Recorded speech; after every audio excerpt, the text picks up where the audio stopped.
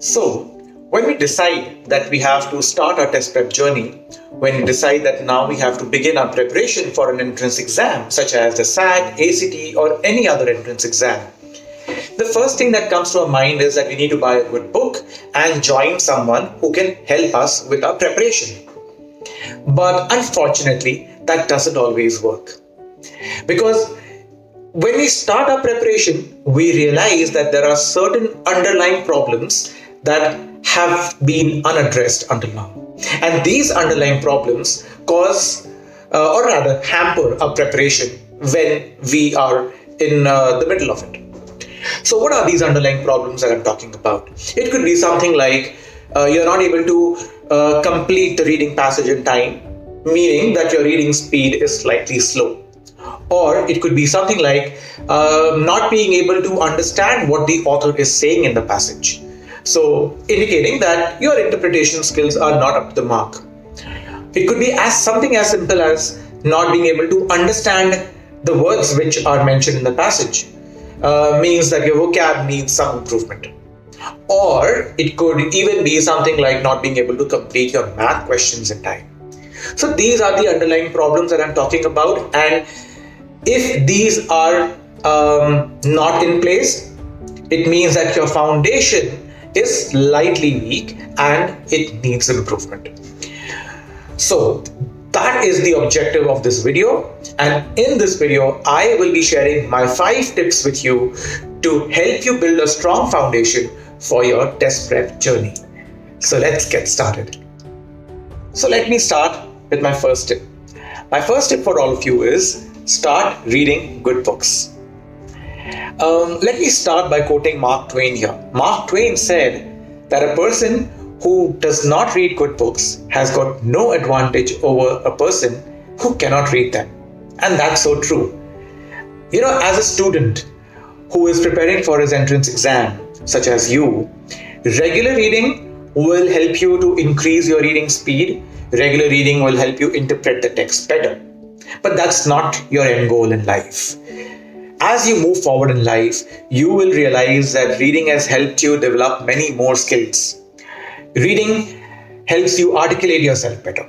Reading helps you challenge your imagination.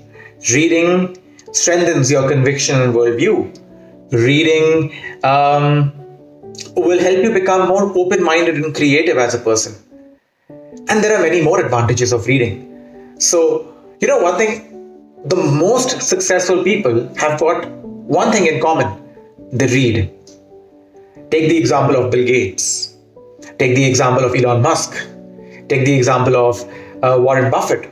All these ultra successful people rather, read voraciously. So you must develop this habit of reading.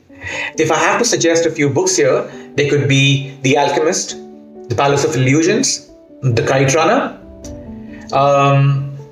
Malgudi Days, and The Great Gatsby. So these books are very good and you can start by reading these books. Moving on to my tip number 2. So my second tip to all of you is build your vocab. Now this is connected to the first tip. The idea is that if you read good books, you will certainly come across new words. Try to learn at least 2 new words every day.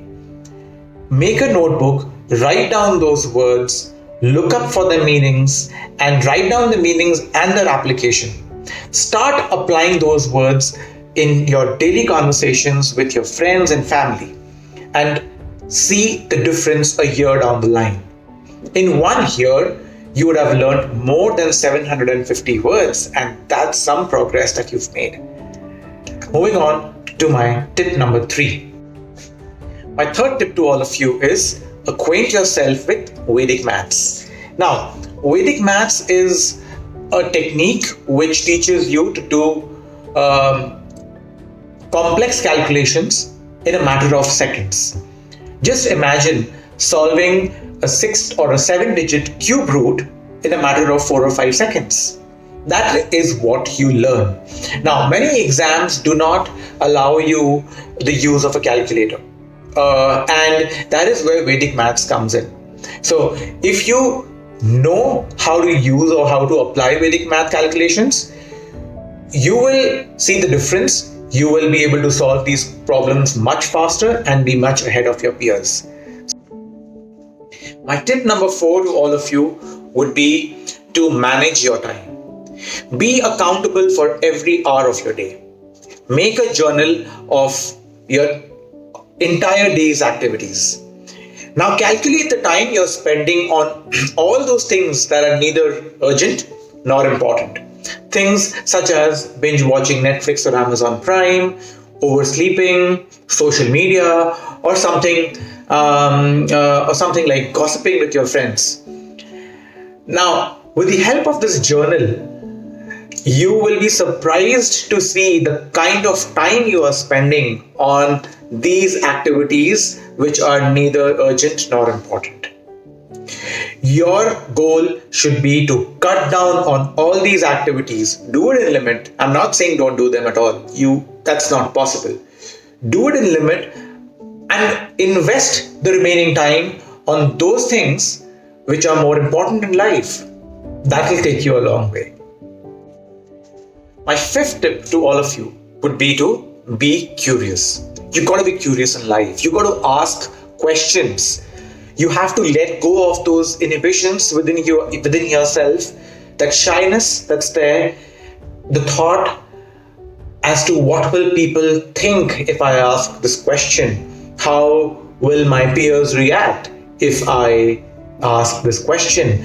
These are thoughts which restrict your growth in life, and that is something you don't want. You have to grow in life and you have to ask questions. Ask your mentors, ask your teachers, ask your parents, people who know more than you, people who can help you and contribute towards your growth in life.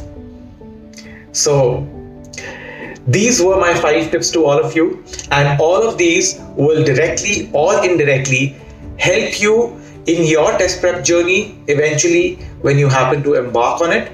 So on that note, this is Punita Ahuja signing off.